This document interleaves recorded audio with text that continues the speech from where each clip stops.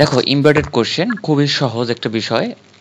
এই টপিকটা আমাদের কোন কাজে লাগে, অর্থাৎ আমাদের এডমিশন টেস্টে কিভাবে আসে। এডমিশন টেস্টে ইমবেডেড কোশ্চেন থেকে তোমরা একটু কাইন্ডলি মিউট করে রাখো। এডমিশন টেস্টে ইমবেডেড কোশ্চেনটা সরাসরি আসে, আবার দেখা যাচ্ছে অনেক সময় আমাদের চুজ দ্য কারেক্ট সেন্টেন্স, এই টাইপের যে সেন্টেন্স কারেকশন যে ব্যাপারটা আছে, মানে কোশ্চেনটা এই যে আমাদের একটা চ্যাপ্টার আছে আমি কিন্তু সাজেশনে তোমাদেরকে দিয়েছি সেন্টেন্স কারেকশন, অর্থাৎ সেন্টেন্স সঠিককরণ। তো এই জায়গায়ও কিন্তু আমাদের ইমবেডেড কোশ্চেনের যদি রুলস অ্যান্ড স্ট্রাকচারগুলো যদি জানা থাকে আমাদের, তাহলে আমাদের ওই ক্ষেত্রে আমাদের প্রশ্নগুলো সলভ করার জন্য আমাদের যে যে বিষয়গুলো দরকার সেটা আমাদের এখান থেকেও কাজে লাগে। তো এখন আসি আমাদের ইমবেডেড কোশ্চেনটা। দেখো ইমবেডেড কোশ্চেনটার রুলস বেশি নাই, মাত্র 3টা জিনিস মাথায় রাখবা। সহজ, বাট এই সহজ জিনিসটাই আমরা ভুলে যাই। এটার পিছনে কয়েকটা রিজন আছে। প্রথম যে রিজনটা সেটা হলো ইমবেডেড কোশ্চেনটা যেহেতু সহজ, একবার ভাইয়া পড়াইছে, দ্যাটস ইট, এ পর্যন্তই শেষ, পরবর্তীতে রিভিশন দেওয়া হয় না। এই না দেওয়ার কারণে পরীক্ষার সময় কনফিউশন থাকে, আর পরীক্ষার কোশ্চেনগুলো কিন্তু তোমাদের জন্য কনফিউশন টাইপেরই কোশ্চেন দিবে। এমন না যে দেবে যে তুমি দেখলেই বুঝতে পারো, এমন টাইপের কোশ্চেন কিন্তু দিবে না। সো ওইভাবেই তোমাকে প্রিপেয়ার্ড হতে হবে যে কোশ্চেনগুলো আমাকে ওইভাবেই সলভ করার জন্য যে রিভিশন দরকার সেই রিভিশনটা কিন্তু দিতে হবে। মিনিমাম 2 থেকে 3 বার যখন রিভিশন দেবা দেখবে অটোমেটিক এগুলো তোমার মাথার ভিতরে চলে আসছে। তো দেখো আজকের টপিকটা হলো ইমবেডেড কোশ্চেন। ইমবেডেড কোশ্চেনটা কি একটু আসলে প্রথমে জেনে নেই। একটি কমপ্লেক্স সেন্টেন্সের ভিতরে প্রশ্ন করার ধরন বা নিয়ম কি ইমবেডেড কোশ্চেন বলে। বিষয়টা দেখো, আচ্ছা এই নামটার সাথে আমাদের যে একটা ভাব মিলতে পারছে কিনা দেখো তো, ইমবেডেড কোশ্চেন তার মানে একটা কোশ্চেন কোশ্চেন বিষয়টা আসছে না, প্রশ্ন।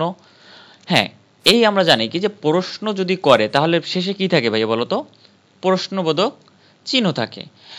তাই আমরা ওইগুলো দেখেই কিন্তু বুঝতে পারি যে এটা একটা প্রশ্নবোধক মানে ইন্টারোগেটিভ সেন্টেন্স। কিন্তু এই ইমবেডেড কোশ্চেনের কিছু নিয়ম আছে, সেটা হলো 3টা নিয়ম, সেখানে আমরা দেখব। তবে ইমবেডেড কোশ্চেন যে আমরা গঠন অনুযায়ী 3টা সেন্টেন্স আছে, সিম্পল, কমপ্লেক্স, কম্পাউন্ড। এই 3টা সেন্টেন্সের ভিতরে কমপ্লেক্স সেন্টেন্সই শুধুমাত্র ইমবেডেড কোশ্চেন হয়। তাহলে একটি কমপ্লেক্স সেন্টেন্সের ভিতরে প্রশ্ন করার ধরন এবং বা নিয়ম কি ইমবেডেড কোশ্চেন বলে। তো এখন আমরা একটু সংজ্ঞা দেখি, এখানে একটু বিস্তারিত দেখি। ইমবেডেড কোশ্চেন হলে এমন একটি প্রশ্ন যা অন্য একটি বাক্যের মধ্যে অন্তর্ভুক্ত থাকে। কি বলছে ভাইয়া? অন্য একটি বাক্যের মধ্যে অন্তর্ভুক্ত থাকে। এটি সাধারণত কমপ্লেক্স সেন্টেন্সের অংশ হিসেবে ব্যবহৃত হয়, যেখানে দুটি ক্লোজ থাকে, একটা প্রিন্সিপাল ক্লোজ, একটা সাবঅর্ডিনেট ক্লোজ। তোমাদের পরীক্ষায় এগুলো আসলে আসবে না, তবে যেটা বিষয় মাথায় রাখার সেটা হলো ইমবেডেড কোশ্চেনে যে 3টা বিষয় আমাদের মাথায় রাখতে হবে সেটা আমি এখানে লিখে দিচ্ছি। প্রথমত দেখো কি বলছি ভাইয়া, প্রথম যে বিষয়টা, ইমবেডেড কোশ্চেন কমপ্লেক্স সেন্টেন্সের ভিতরেই হতে হবে। বুঝতে পারছো? মানে কম্পাউন্ড বা সিম্পল বাক্যে কিন্তু ইমবেডেড কোশ্চেন হয় না। আরেকটা বিষয় হলো ইমবেডেড সেন্টেন্সে কয়টা ক্লোজ থাকে ভাইয়া? দুটি ক্লোজ থাকে, একটা প্রিন্সিপাল ক্লোজ বা মেইন ক্লোজ যেটাকে বলি আমরা, একটা প্রিন্সিপাল ক্লোজ অথবা মেইন ক্লোজ, আর একটা কি ভাইয়া? Subordinate clause. Principal principal clause ছাড়া অন্য কোনো সেন্টেন্সকে প্রশ্ন করা যাবে না। অর্থাৎ তোমার যে এই যে ইমবেডেড কোশ্চেন আমরা যে ইন্টারোগেটিভ সেন্টেন্স করব, যেহেতু একটা কমপ্লেক্স সেন্টেন্সে কয়টা ক্লোজ থাকে বলো তো? দুটি ক্লোজ থাকে। আর ক্লোজ মানে কি? সেন্টেন্স না। তাহলে এখানে বলছে যে একমাত্র প্রিন্সিপাল ক্লোজই তোমার যদি প্রশ্ন করো, কোনো সেন্টেন্সে যদি ইন্টারোগেটিভ সেন্টেন্স তৈরি করো, তাহলে শুধুমাত্র এই প্রিন্সিপাল ক্লোজই করতে হবে। এখানে এখন এই যে আলোচনাগুলো দেখলা, দেখে মনে হচ্ছে কি একটু কঠিন কঠিন মনে হচ্ছে, তাই না? বাট কঠিন না, জাস্ট জি একটু ভাইয়া। দেখো। এখন দেখো যে বিষয়টা সেটা হলো সিম্পলি জাস্ট যেটুকু মনে রাখার বিষয়, 3টা রুলস। এই একটা রুলস আমি দিছি ভাইয়া, আর এই একটা রুলস 2টা, আর এই একটা 3টা রুলস। এই 3টা রুলস এখন দেখবা খুব পানির মতো সহজ একটা বিষয়। দেখো কোনো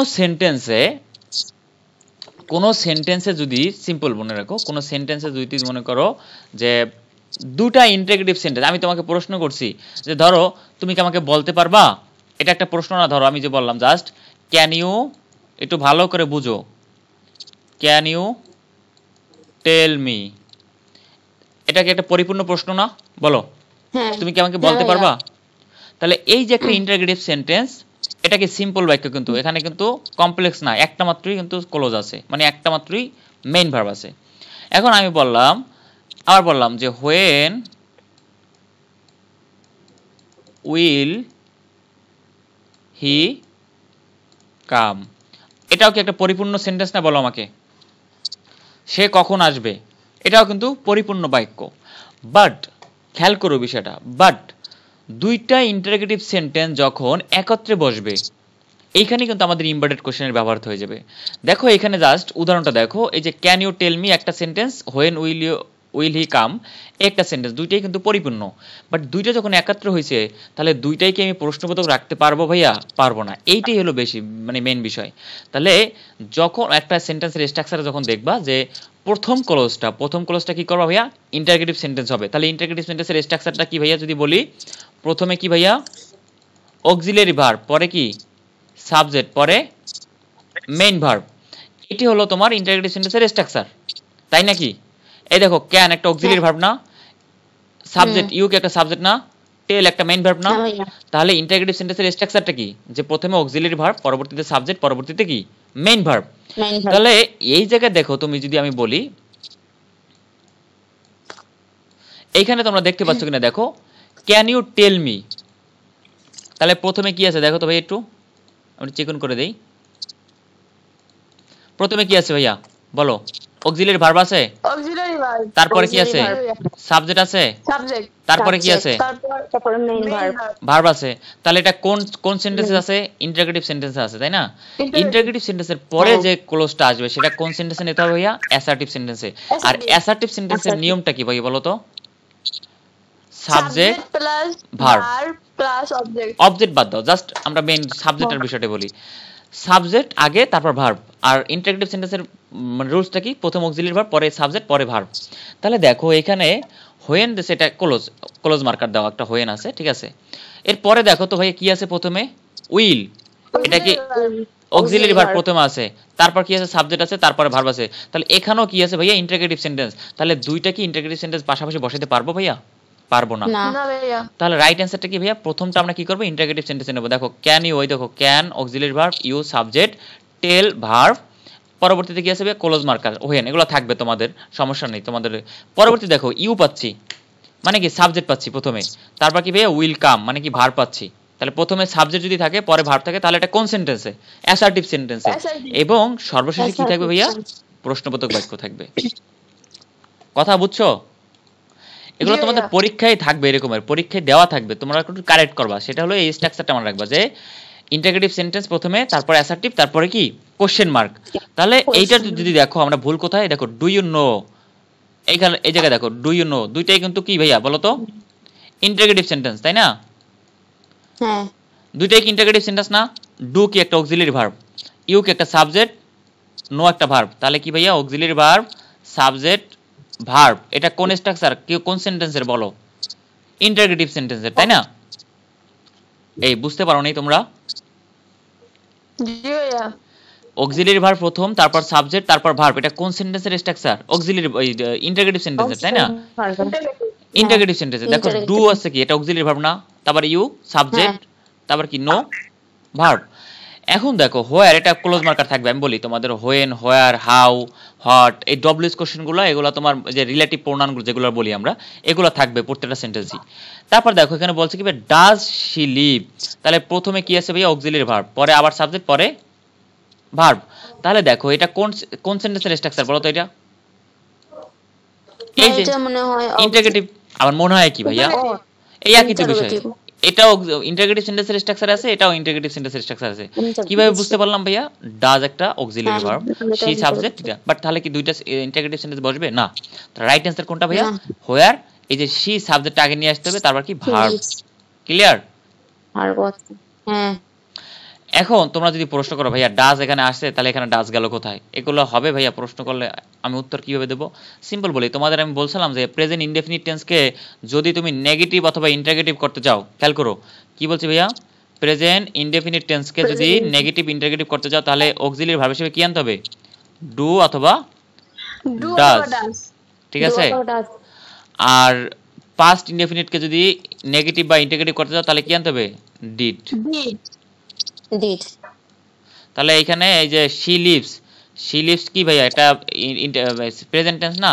তাহলে প্রেজেন্ট টেন্সকে ইন্টারোগেটিভ করতে গেছে, এইজন্য কি করছে ভাইয়া? ডাজ দিয়ে নিয়ে আসছে। ক্লিয়ার? ডাজ কেন বসছে? সি সাবজেক্ট হিসেবে ভিত্তি করে, মানে সাবজেক্টের উপর ভিত্তি করে ডাজ বসছে, না তো ডু বসতো যদি ইউ থাকতো, বা আই থাকলে ডু বসতো, দে থাকলে ডু বসতো। যাক, এগুলো আমরা অন্য সেন্টেন্স অন্য ক্লাসে বুঝাইছি তোমাদেরকে ভালোভাবে। এর পরেরটা দেখো ভাইয়া, প্রথম যদি কোনো সেন্টেন্স ইম্পারেটিভ সেন্টেন্স দিয়ে শুরু হয়, ইম্পারেটিভ সেন্টেন্স মানে কি ভাইয়া বলো তো? আদেশ, উপদেশ, নিষেধ, নির্দেশ, এগুলা। তাহলে মানে কি ভাইয়া, ভার্ব দিয়া, যদি ভার্বের ভি অন মানে ভার্ব দিয়ে যদি কোনো সেন্টেন্স শুরু হয়, অথবা বিশেষ করে ভার্ব দিয়ে সেন্টেন্সটা বেশিরভাগ শুরু হবে। তারপর যদি প্লিজ, কাইন্ডলি, ঠিক আছে, অথবা ডু নট, কি বলছে ভাইয়া, ডু নট, অথবা never, never do the work, এই যে এই স্ট্রাকচারে, মানে সেন্টেন্সটা দেখে তো বুঝতেই পারবা যে কোন নিষেধ বোঝাচ্ছে। তাহলে ইম্পারেটিভ সেন্টেন্স যদি প্রথমে থাকে, পরবর্তী যে ক্লোজটা নেবা, মানে এটা কিন্তু মেইন ক্লোজ, পরবর্তী যে ক্লোজটা নেবা সেটা কি ভাইয়া? Assertive sentence. ওই একই বিষয়। তোমাদের আমি বলি তিনটা রুলসের আবার মাথায় রাখো, তিনটা রুলসের দ্বিতীয় নাম্বার স্ট্রাকচারটা, দ্বিতীয় নাম্বার যে ক্লোজটা, সব তিনটাই কিন্তু অ্যাসার্টিভ সেন্টেন্স। দেখো এখানেও কিন্তু অ্যাসার্টিভ সেন্টেন্স দ্বিতীয় নাম্বারটা। প্রথমটা ইন্টারগেটিভ ছিল, তাহলে ইন্টারগেটিভ প্লাস অ্যাসার্টিভ মিলে একটা সেন্টেন্স হয়েছে। আর পরবর্তীতে এখানে কিন্তু প্রশ্নবোধক চিহ্ন নিতে হয়েছে, বাট এইখানে কিন্তু তোমার প্রশ্নবোধক চিহ্ন নিতে পারবে না, এখানে নিতে হবে কি? ফুল স্টপ নিতে হবে। দেখো আমরা যদি একটু দেখি, উদাহরণ দেখি, explain why did you go there. তাহলে দেখো এখানে বিষয়টা বলছে কি, এক্সপ্লেইন হোয়াই। এখন এখানে যে দুইটা সেন্টেন্স, সেটা কিভাবে বুঝতে পারছি দেখো তো ভাইয়া, বা দুইটা যে ক্লোজ আছে, দেখো এখানে ক্লোজ মার্কার আছে হোয়াই, এটা রিলেটিভ প্রোনাউন। হোয়ার পূর্বে কি আছে ভাই? এক্সপ্লেইন। এক্সপ্লেইন মানে কি বলতে পারো? ব্যাখ্যা করো। তাহলে এটা কোন সেন্টেন্স? Imperative sentence. তাহলে ইম্পারেটিভ সেন্টেন্স একটা ওয়ার্ড দিয়ে কিন্তু একটা ইম্পারেটিভ সেন্টেন্স প্রকাশ করা যায়। তাহলে এই এক্সপ্লেইন মানে কি বলছে কি? ব্যাখ্যা করো। তাহলে এটা কি বলছে? একটা আদেশ করছে, বা রিকোয়েস্ট না, আদেশ করাই বলতে পারি আমরা। তাই এক্সপ্লেইন ব্যাখ্যা করো। তাহলে হোয়াই ডিড ইউ গো দেয়ার, তুমি কেন ওখানে গিয়েছিলে?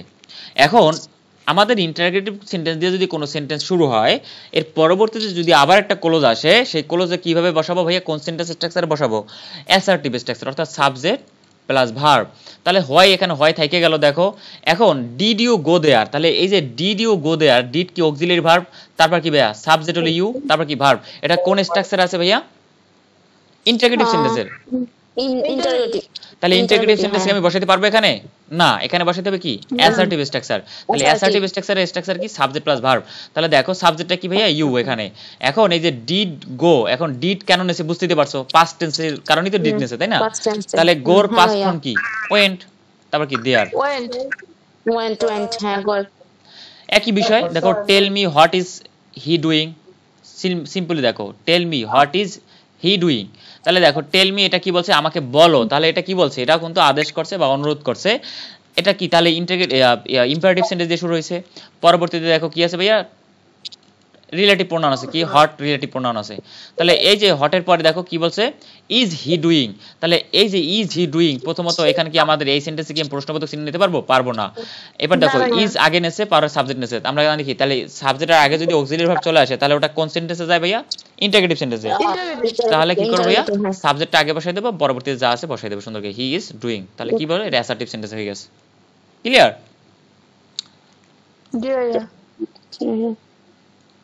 এরপর দেখো অ্যাসার্টিভ সেন্টেন্স, এর পরবর্তীতে অ্যাসার্টিভ, অর্থাৎ যদি কোনো সেন্টেন্স অ্যাসার্টিভ সেন্টেন্স দিয়ে শুরু হয়, এর পরবর্তীতে যদি আবার একটা সেন্টেন্স আসে, সেটাও কিন্তু কি সেন্টেন্সে নিতে হবে ভাইয়া? অ্যাসার্টিভ সেন্টেন্সে। ঠিক আছে? এবং পরবর্তীতে কি? Full stop. তাহলে আমরা যদি দেখি, আই ডোন্ট নো, আমি জানি না, এটা কোন সেন্টেন্সে ভাইয়া? Assertive sentence. এখন বলতে ভাই এটা নেগেটিভ। অ্যাসার্টিভ সেন্টেন্স আবার দুই প্রকার, এটা হলো অ্যাফার্মেটিভ আর একটা নেগেটিভ। তাহলে অ্যাফার্মেটিভ নেগেটিভ ওটা দিয়ে দরকার নাই, তুমি দেখবো এটা অ্যাসার্টিভ আছে কিনা। অ্যাসার্টিভ সেন্টেন্স মানে কি ভাইয়া? অ্যাসার্টিভ সেন্টেন্স শুরু হবে সাবজেক্ট দিয়া, এরপরে কি থাকবে? ভার্ব থাকবে সাবজেক্টের পরে, তাই না? আর ইন্টারগেটিভে কি থাকে? অক্সিলারি ভার্ব আগে থাকে, তারপর কি? সাবজেক্ট থাকে, তারপর ভার্ব থাকে। তাহলে দেখো এখানে কি আছে? সাবজেক্ট আগে আছে, সাবজেক্ট কি আছে? আগে আছে। তাহলে দেখো আই ডোন্ট নো, আমি জানি না। হু ইজ শি, সে কে? তাহলে দেখো এখানে পরেরটা কি আছে ভাইয়া? দেখো সাবজেক্টের আগে কি আছে ভাইয়া? দেখো তো ভার্ব আছে। তাহলে সাবজেক্টের আগে যদি ভার্ব থাকে, তাহলে এটা কোন সেন্টেন্সে? Interrogative sentence. তাহলে ইন্টারগেটিভ সেন্টেন্স কি বসবে এখানে? না। কি বসবে ভাইয়া? Assertive sentence. তাহলে প্রথম যদি সাবজেক্ট প্লাস ভার্ব থাকে, এর পরবর্তীতেও সাবজেক্ট প্লাস ভার্ব হবে, মানে এটা মেইন বিষয়। আর শেষে কি হবে? Full stop. তাহলে দেখো আই ডোন্ট নো হু, তারপর এই যে এটা রিলেটিভ প্রোনাউন বসছে, তারপর দেখো আগে কি হয়েছে? শি, তারপর ইজ, মানে subject plus verb. Nobody knows, দেখো কেউই জানে না, তাহলে সাবজেক্ট প্লাস ভার্ব পাচ্ছি, বলো নোবডি নোস, কেউই জানে না। তাহলে এটা কোন sentence? Assertive sentence. Assertive sentence subject দিয়ে শুরু হয়েছে। তারপর দেখো রিলেটিভ প্রোনাউন কি আছে ভাইয়া হোয়াই, তাহলে হোয়াই রিলেটিভ প্রোনাউন থাকার কারণে বুঝতে পারছি যে দুইটা ক্লোজ বসছে, তাহলে পরবর্তী ক্লোজটা কি হবে ভাইয়া, পরবর্তী ক্লোজটাও যে কি বসবে ভাইয়া অ্যাসার্টিভ সেন্টেন্সে বসবে। তাহলে বলছি কি এখানে ওয়াজ দ্য মিটিং পোস্টম্যান, তাহলে দেখো দ্য মিটিং এখানে কিন্তু সাবজেক্ট, ঠিক আছে, তাহলে সাবজেক্টের পূর্বে কি বসছে ভাই অক্সিলারি ভার্বটা বসছে, তাহলে এটা কোন সেন্টেন্স, ইন্টারোগেটিভ সেন্টেন্স, তাহলে এখানে কি আমি ফুল আবার প্রশ্নবোধক চিহ্ন, তাহলে এটা রাইট না, রাইট হবে কি ভাইয়া আগে সাবজেক্টটা বসবে দ্য মিটিং ওয়াজ পোস্টপন্ড, তারপর পোস্ট মানে কেউই জানে না কেন মিটিংটা স্থগিত করা হয়েছে, বুঝতে পারছো? তো দেখ এগুলো প্রত্যেকটা একই বিষয়, দেখো এগুলো তোমরা পারবা, হি এক্সপ্লেইন সে ব্যাখ্যা করেছিল, সাবজেক্ট আগে তারপর ভার্ব, তার মানে কি এটা অ্যাসার্টিভ সেন্টেন্স। পরবর্তীতে দেখো তাহলে অ্যাসার্টিভ সেন্টেন্স যদি শুরু হয় পরবর্তী সেন্টেন্সটা কি হবে অ্যাসার্টিভ, তাহলে এখানে কি আছে ডিড দিয়ে শুরু হয়েছে, তাহলে ডিড দিয়ে শুরু হয়েছে পরে মানে আগে সাবজেক্টের আগে কি বসছে অক্সিলারি, তাহলে এটা বসবে না কারণ এটা ইন্টারোগেটিভ সেন্টেন্স, কি ভাইয়া ইন্টারোগেটিভ সেন্টেন্স। তাহলে he explain why he left today, তাহলে এই ডিড কেন বসছে তো বুঝতেই পারছো, লিভের পাস্ট ফর্ম, লিভ মানে লিভ হলো প্রেজেন্ট ফর্ম, আর এটা সেন্টেন্সটা তোমার কি হিসেবে নিছে পাস্ট ইনডেফিনিট টেন্সের ইন্টারোগেটিভ করে নিছে, ঠিক আছে, তাহলে পাস্ট ইনডেফিনিট টেন্সের ইন্টারোগেটিভ করতে হলে কি অক্সিলারি ভার্ব আনতে হয় ডিড। ডিড ভাইয়া।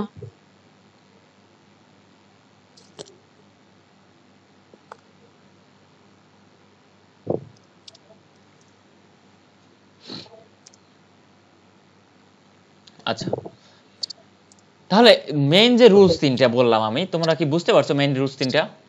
প্রথম যদি আবার বলি, কোন ভালো করে শোনো, কোন সেন্টেন্স যদি ইন্টারোগেটিভ সেন্টেন্স দিয়ে শুরু হয়, কোন সেন্টেন্স যদি কি বলছি ভাইয়া ইন্টারোগেটিভ সেন্টেন্স দিয়ে শুরু হয় ইন্টারোগেটিভ ভাইয়া। সেন্টেন্স দিয়ে শুরু হয়, পরবর্তী যে ক্লোজটা হবে মানে প্রথম ক্লোজটা যদি ইন্টারোগেটিভ থাকে পরবর্তী ক্লোজটা কি হবে অ্যাসার্টিভ সেন্টেন্স। আর ইন্টারোগেটিভ ক্লোজ মানে কি ভাইয়া, প্রথমে অক্সিলারি ভার্ব পরে সাবজেক্ট পরে ভার্ব, আর অ্যাসার্টিভ সেন্টেন্স স্ট্রাকচার কি সাবজেক্ট থাকবে প্রথম তারপর কি ভার্ব। ভার্ব তাহলে ইন্টারোগেটিভ যে সেন্টেন্স দিয়ে যদি কোনো সেন্টেন্স শুরু হয় বা ক্লোজ শুরু হয় তাহলে পরবর্তী ক্লোজটা হবে কি অ্যাসার্টিভ সেন্টেন্স এবং পরবর্তীতে কি কোশ্চেন মার্ক। আর দ্বিতীয়টা যদি রুলসটা ইন্টারোগেটিভ ইম্পারেটিভ সেন্টেন্স, ইম্পারেটিভ মানে কি আদেশ উপদেশ, যেটা ভার্ব দিয়ে যদি শুরু হয় তাহলে পরবর্তী ক্লোজটাও কিন্তু অ্যাসার্টিভ সেন্টেন্স, মানে তিনটা যে স্ট্রাকচার বলছে তিনটা স্ট্রাকচারের দ্বিতীয় নাম্বার ক্লোজটা, এই যে দ্বিতীয় নাম্বার ক্লোজটা সবসময় কি অ্যাসার্টিভ সেন্টেন্স। তাহলে ইন্টারোগেটিভ দিয়ে শুরু হলো অ্যাসার্টিভ সেন্টেন্স, পরেরটা ইম্পারেটিভ দিয়ে শুরু হলো পরেরটা অ্যাসার্টিভ, আর অ্যাসার্টিভ দিয়ে শুরু হলো পরেরটা অ্যাসার্টিভ। কিন্তু পার্থক্য হলো আরেকটা জায়গায়, সেটা হলো পাঞ্চুয়েশন মার্কে, ইন্টারোগেটিভ দিয়ে যদি সেন্টেন্স শুরু হয় সেটা পরবর্তীতে কি প্রশ্নবোধক চিহ্ন বসাইতে হবে, ক্লিয়ার? আর বাকি দুটাই ফুল স্টপ। এখন আমরা যদি এক্সাম্পল দেখি, আমরা রেকর্ড ক্লাস থাকবে তো প্রতিটা ক্লাসে রেকর্ড থাকবে, এটা প্রতিদিন বলা লাগবে না, জাস্ট রেকর্ড করতেছে কিনা জিজ্ঞেস বললেই হবে। দেখো প্রশ্ন, নিচের কোন বাক্যটি ইমবেডেড কোশ্চেন হিসাবে সঠিক? দেখো প্রশ্ন তোমাদের কিন্তু এইভাবে আসবে, নিচের কোন বাক্যটি এইভাবে দিবে না, মানে ইংরেজিতে লেখা থাকবে হুইচ সেন্টেন্স ইজ রাইট বা কারেক্ট, এইভাবে দিতে পারে। তো যাই হোক, বা চুজ দ্য কারেক্ট সেন্টেন্স, ঠিক আছে, এভাবেই আসে mainly choose the correct sentence. তো দেখো can you tell me what is her নাম, হার নেম, সরি হার নাম না। তো দেখো এখানে can you tell me what, এই দেখো তাহলে হোয়াট এখানে পাচ্ছি, এখানেও পাচ্ছি, তারপর এটা দেখো এখানে হট পাচ্ছি, এইখানে, তারপর এখানে পাচ্ছি। এখন রাইট অ্যান্সার কোনটা সেটা বের করার জন্য আমাদের কি লাগবে বলো, সেটা লাগবে কি যে আমরা এখানে ইমবেডেড কোশ্চেনের ভিতরে দেখো প্রথম কি দিয়ে শুরু হয়েছে ভাইয়া অক্সিলারি ভার্ব, তারপর কি সাবজেক্ট, তারপর ভার্ব, তার মানে কি ইন্টারোগেটিভ সেন্টেন্স দিয়ে শুরু হয়েছে, তাই না? তাহলে ইন্টারোগেটিভ সেন্টেন্স দিয়ে যদি শুরু হয় তাহলে ইন্টারোগেটিভ পরেরটা কি ভাইয়া অ্যাসার্টিভ, তাই না? পরে কি প্রশ্নবোধক বাক্য। তাহলে দেখো আমি এখন অ্যাসার্টিভ সেন্টেন্স খুঁজবো, এই যে হট এর পরে অ্যাসার্টিভ খুঁজবো, মানে হট কি ভাইয়া রিলেটিভ প্রোনাউন, তাহলে রিলেটিভ প্রোনাউনের পূর্বে যদি ইন্টারোগেটিভ থাকে পরবর্তীতে কি খুঁজবো আমি অ্যাসার্টিভ খুঁজে নেব এখান থেকে। তাহলে অ্যাসার্টিভটা খুঁজি দেখি, অ্যাসার্টিভ মানে কি সাবজেক্ট আগে তারপর ভার্ব, তাহলে এখানে দেখো ইজ আছে আগে, ভার্ব আছে আগে, তারপর কি না মানে সাবজেক্ট আছে, তাহলে হবে না এটা। তারপর দেখো এখানে কি আছে হার নেম তারপর ভার্ব, তাহলে এখানে কি আছে সাবজেক্ট আগে আছে তারপর কি আছে ভার্ব পরে আছে, ঠিক আছে কিনা? আর এখানে দেখো সাবজেক্ট আছে কোনো ভার্বই নেই, আর এখানে ভার্ব আছে কোনো সাবজেক্টই নেই, বুঝতে পারছো? তার মানে রাইট অ্যান্সার কোনটা, বি নাম্বারটা, সিম্পল। তার মানে কিভাবে শুরু হলো ইন্টারোগেটিভ পরে অ্যাসার্টিভ পরে প্রশ্নবোধক বাক্য, ক্লিয়ার? এই বুঝতে পারছো? জি ভাইয়া। আবার দেখো 3 নাম্বারটা দেখো, আমি সবগুলো না করে তোমরা একটু দেখে নিও পরবর্তীতে। এখানে দেখো টেল মি কি দিয়ে শুরু হয়েছে ভাইয়া, হ্যাঁ টেল মি কি দিয়ে শুরু হয়েছে বলো, কোন সেন্টেন্স দিয়া? তাহলে ইম্পারেটিভ দিয়ে শুরু হলে পরেরটা কি ভাইয়া পরেরটা কিন্তু অ্যাসার্টিভ, আর লাস্টে কি ফুল স্টপ। তাহলে দেখো লাস্টে চারটার কিন্তু ফুল স্টপ আছে তাই না? হ্যাঁ আচ্ছা শুরু হয়েছে কি দেয়া ইম্পারেটিভ দেয়া, তাহলে ইম্পারেটিভ পাইলাম ইম্পারেটিভ পাইলাম ইম্পারেটিভ পাইলাম এই পর্যন্ত সব ঠিক আছে তাই না? সবই ঠিক আছে। এবার দেখো এই যে ডব্লিউএস কোশ্চেন পাইলাম মানে হোয়ার পাইলাম হোয়ার পাইলাম হোয়ার পাইলাম হোয়ার পাইলাম মানে ডব্লিউএস কোশ্চেন না, এটা হলো রিলেটিভ প্রোনাউন পাইলাম। আচ্ছা তাহলে অ্যাসার্টিভ সেন্টেন্স শুরু হয় কি দিয়ে ভাইয়া? সাবজেক্ট দিয়ে। সাবজেক্ট দিয়ে। এখানে শুরু হয়েছে কি দিয়ে? ভার্ব দিয়ে, ভুল। এখানে দেখো দ্য নিয়ারেস্ট পাচ্ছি মানে সাবজেক্ট, নিয়ারেস্ট ব্যাংক মানে সবচেয়ে কাছের ব্যাংক, সাবজেক্ট পাচ্ছি। এখানেও সাবজেক্ট পাচ্ছি দ্য নিয়ারেস্ট ব্যাংক, খেয়াল করো বিষয়টা। তো এইখানে আমাদের মনে হয় দুইটাই রাইট হবে এখানে, দুঃখিত দুঃখিত এখানে আবার ভুল আছে, দ্য ব্যাংক নিয়ারেস্ট মানে এখানে স্ট্রাকচার জনিত ভুল আছে, মানে হলো কি নাউনের পূর্বে তো অ্যাডজেক্টিভ বসে তাই না? অ্যাডজেক্টিভ তো নাউনের পরে বসে না, মানে দ্য ব্যাংক নিয়ারেস্ট বলি না আমরা কখনো তাই না? দ্য বেস্ট বয় বলি, কখনই বলি আমরা দ্য মানে দ্য বয় বেস্ট বলো না ভাইয়া। তার মানে এটা বুঝতে হবে, তার মানে কি এটা স্ট্রাকচার আর্টিকেল অ্যাডজেক্টিভ নাউন, আমাদের মনে আছে তোমাদের আর্টিকেল যোগ জি ভাইয়া অ্যাডজেক্টিভ প্লাস নাউন এই স্ট্রাকচার। আচ্ছা তাহলে এটা কিন্তু তোমার দেখো এটা মানে স্ট্রাকচার জনিত ভুল আছে এই জন্য ভুল এটা। তারপর দেখো ভার্ব আছে প্রথমে, তাহলে ভুল এটা, এটাও ভুল, এটাও ভুল, তাহলে রাইট অ্যান্সার কোনটা? বি নাম্বারটা। ডু ইউ নো কি দিয়ে শুরু হয়েছে দেখো ভাইয়া? ইন্টারগেটিভ দিয়া, তাহলে ইন্টারগেটিভ দিয়ে শুরু হলে পরেরটা কি নেবো ভাইয়া? অ্যাসার্টিভ। অ্যাসার্টিভ শুরু হয় কি দিয়া? অ্যাসার্টিভ শুরু হয় কি দিয়া বলো?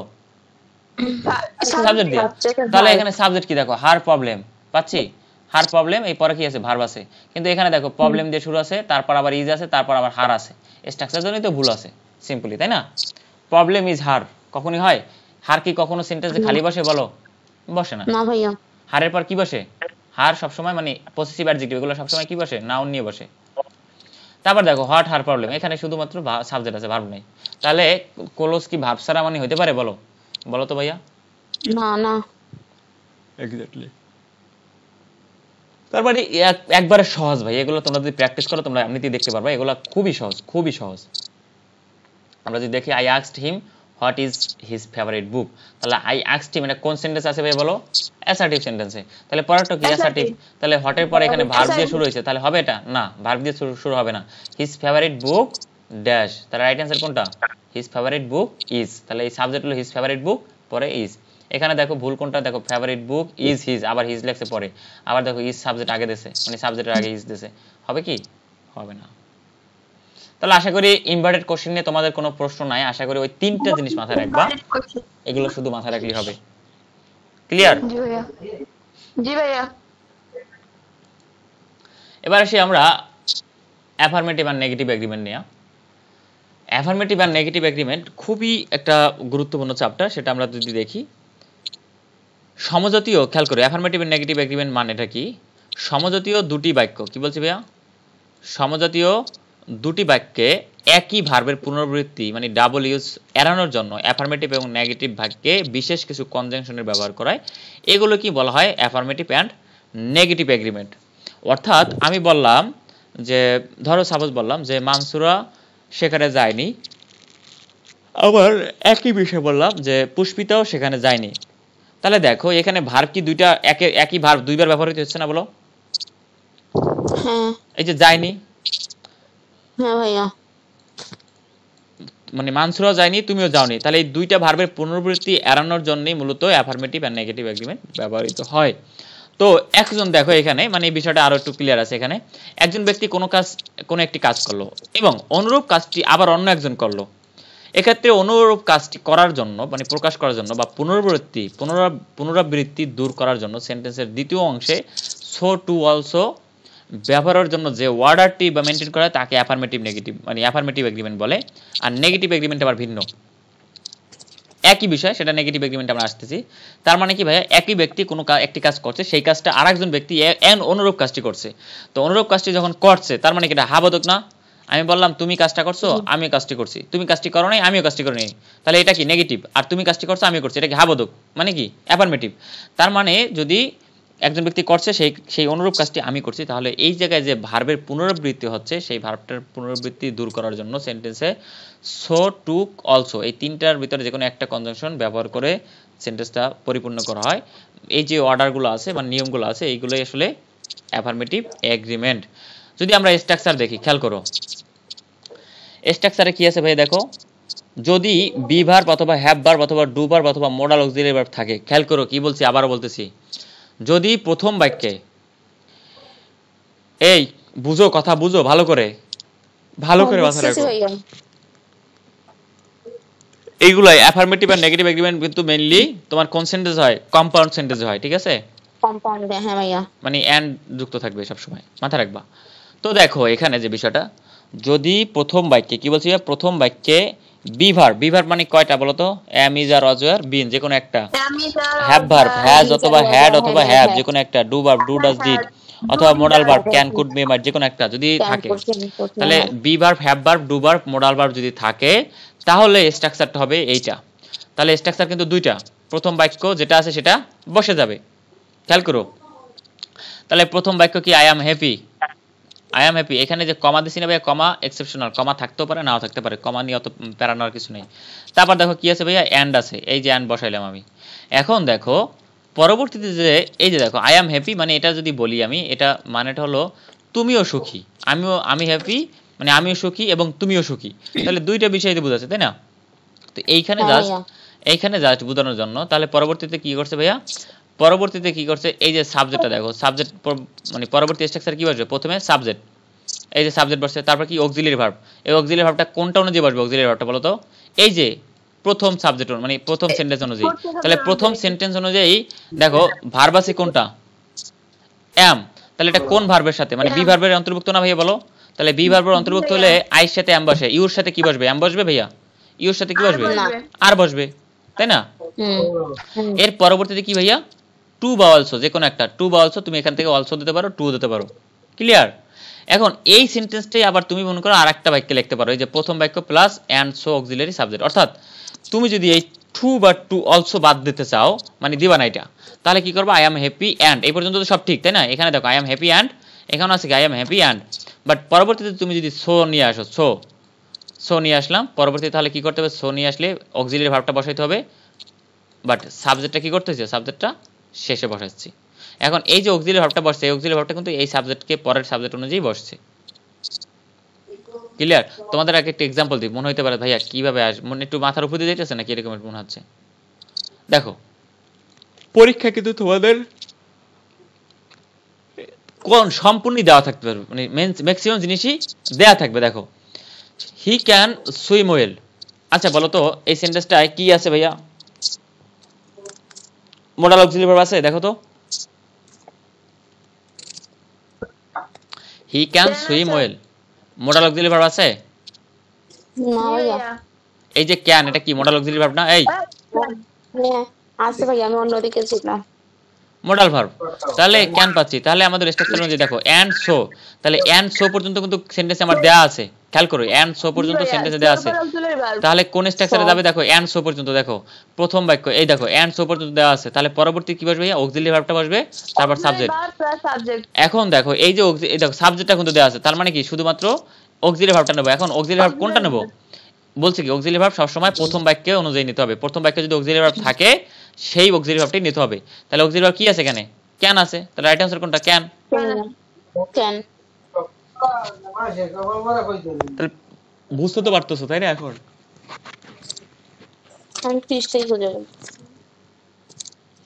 এবার দেখো আমরা যদি বলি, এই দেখো উই উইল জয়েন দেয়ার, আমরা জয়েন করব, সেখানে জয়েন করব। এখন অ্যান্ড দেওয়া আছে, তাহলে পরবর্তীতে দেখো অ্যান্ড দেওয়া আছে, ভালো কথা।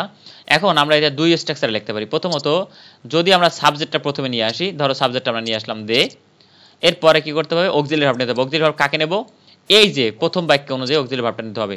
তাহলে প্রথম বাক্য অনুযায়ী অক্সিলারি ভার্বটা কি, উইল, এরপরে কি বসাবো ভাইয়া, টু বা অলসো, তাই টু বা অলসো।